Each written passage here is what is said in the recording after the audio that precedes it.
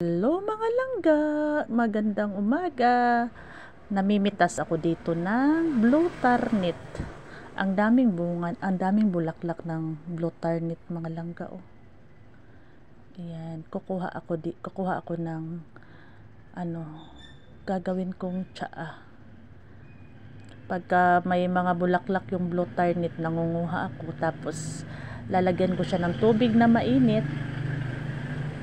Tapos yun yung iniinom ko sa umaga para maganda yung aking tulog pagka gabi. Pag lagi ako minom ng blue turnip sa gabi, masarap matulog.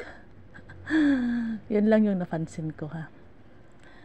Ayan, kukuha tayo ng ating gagawing tsaa. Ayan, ang dami niyang bulaklak. Daming bulaklak, nakakatuwa. Lalo pag tag-ulan, marami yung bulaklak.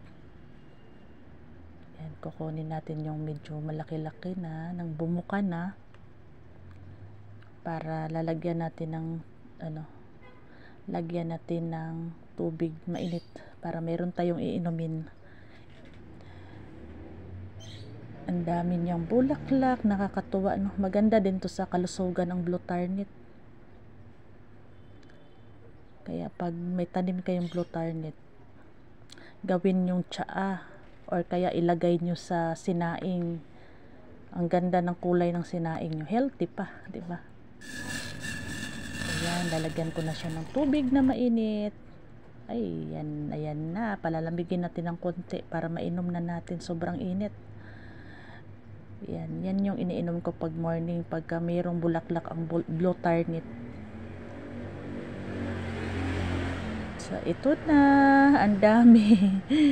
Ano siya, violet na violet. Pwede malaman, violet or blue.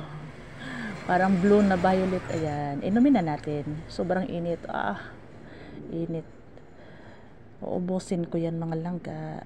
Ayan lang mga langga. Salamat sa inyong panunood.